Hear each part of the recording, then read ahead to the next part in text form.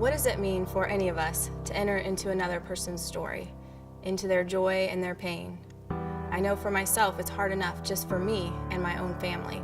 But when I was asked this last fall to go to Congo with a small group from Fellowship, I knew that God was asking me to go. Our mission was to meet with men and women and children that have suffered extreme trauma because of all of the long history of violence in the North Kivu region of Congo. Today there is relative peace in Congo. The rebel groups that murdered and destroyed and raped village after village have long surrendered. Life is slowly returning to a new normal. Yet we know that the people in Congo that we have prayed for, raced for, given money for, and designed this peace program for all these years have experienced an unbelievable amount of trauma. So much that you can't speak to even one person who hasn't been traumatized in some way. And the trail of destruction that these rebel groups have left behind, body and heart wounds, have led to intense fears, uncertainties, and wrong beliefs about God. Assessments show that in this area of Congo, 95% of people have reported being displaced from their homes, running for their safety at least once and often over and over again. A large majority of the women have been sexually assaulted, including many children. 83% of these children have been witness to torture, and some were forced to physically harm a family member or friend. So over the next few minutes, as you hear some stories, I would ask that you would listen from your heart and see what it is that God may want to say to you as you hear from women, men, some World Relief staff members as they talk about their own trauma. As we were driving, one person came and said, "This car is mine." Many people came and they grabbed 16 of us. Then they took us by force and raped us. I was raped. I didn't know what to do. She didn't tell anyone. In 2010, then she went for testing, so they met her with HIV/AIDS.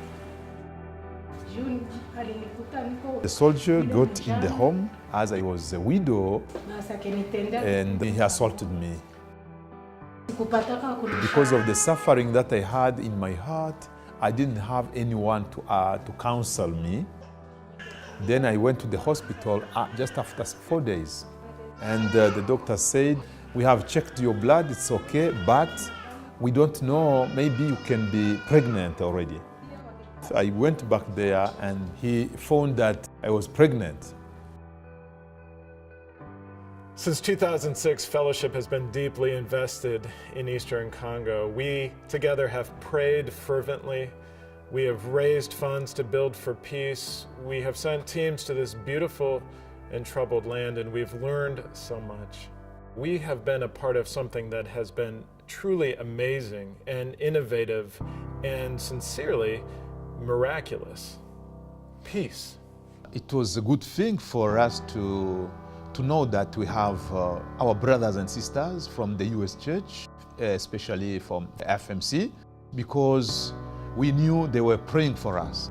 This has been really something that brought hope, in order to bring peace and avoid conflict as it was in the past.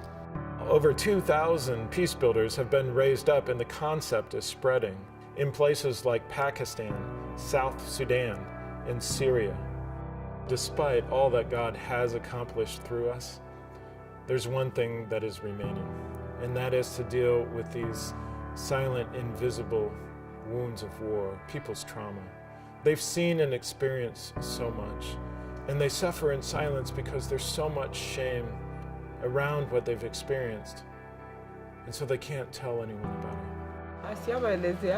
All the people in the area, none of them know that she's infected with HIV. It's just she kept it as a secret. So none of the family members know that she went through this situation. Every day and night, people with unaddressed trauma were triggered. Those memories would come flooding back and cause anxiety and fear. And there were so many that had been traumatized, and the impact of that, rejected by their husbands, was just really overwhelming. They ran after us and I was caught. So the one abused her. After the husband left her, just in order to silence her pains, she became a drunk. I went to Congo to meet these men and women, slightly unaware that God was going to bring to mind wounds in my own heart that for so long had been invisible and unspoken. For them, as well as for myself, just that act of being heard, being visible, and being accepted for what you shared was a really powerful gift that we could give them. The stories we heard from women ranging from very young to very old were difficult to hear, and some of them even drew images, pictures to show us part of their story and what had happened. I was very sad. A prayer request is that you will be praying for that child. It's possible that the child has a wound in his heart because he realizes that he doesn't have a father. I think what we hadn't expected and was most painful was hearing from the World Relief staff and from the pastors in the villages the stories of their own trauma. So not only were they recipients of hearing the people in their congregations, their stories, but they were also having to bear their own trauma. And they would live with flashbacks and nightmares of the trauma they'd experienced, this constant state of anxiety and fear. During war, many people were killed and they were brought into my compound and they were piled there just like firewood. I often saw them in nightmares. The good news is that we can do something about it. World Relief Congo is now poised to introduce an innovative new trauma healing program to the people of North Kivu. And they're asking if we would partner with them to see this come about. It's a culturally appropriate, biblically based, Christ-focused program that addresses trauma on the grassroots level in every home, village, and church. It is a train-the-trainer format. So those who receive the training and experience healing will then be able to train others to do the same. The goal is to bring healing to the World Relief staff and area pastors first, who will then be able to bring healing to entire communities that are so desperately in need of it. It's an incredibly cost-effective model, written in Swahili, designed to break down spiritual and emotional strongholds, allowing Jesus to heal what only He can heal. The teachings were so helpful for me. I'm with World Relief staff. In one of our meetings with the women, I remember out of the corner of my eye watching the youngest, just tears streaming down her face. And she began to tell me the story of how when she was 11 years old, some rebels came, ended up assaulting her. And as this sweet girl now, she's 15 years old, was telling me, it was not the assault she was talking about. It was mostly talking about the rejection, feeling completely alone, like there wasn't anybody that she could talk to. And I told her that when I was a young girl, I had had some trauma too. And I told her, I said, Deanna, I want you to know that if I lived in Shuru, I would be your friend. She glanced and she nodded and she said, Mimi ni Rafiki Yako, which means, I am your friend. And then she returned to her sadness. My hope for this young woman is my hope for Congo, that tears can be turned into joy and that mourning can be turned into dancing. She came, joined. Now she's saying, now I have become a living person. We thank God for His grace because of World Relief. They united us and trained us,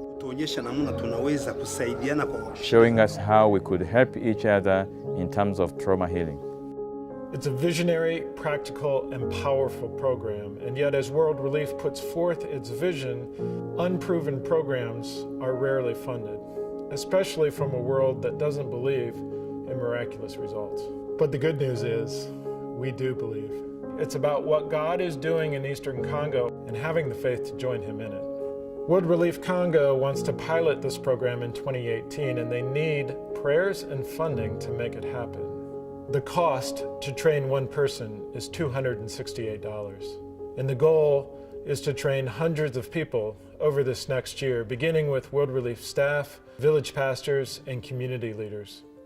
And as each one gets trained, they will multiply that training in others, and it's not difficult to imagine a movement of trauma healing in the North Kivu region. Once again, it's our hope that through this trauma healing program, that women who have been shamed or been cast aside in their communities would return to a place of wholeness. And for World Relief staff and the village pastors who have seen so much themselves, that they can once again be free to be encouragers, dreamers of good dreams, and leaders rather than silent victims. Let's use the gifts God's given us to allow Him to change the world, to bring healing. Please consider how you and your family might contribute to Christmas Eve 2017 to bring hope for healing.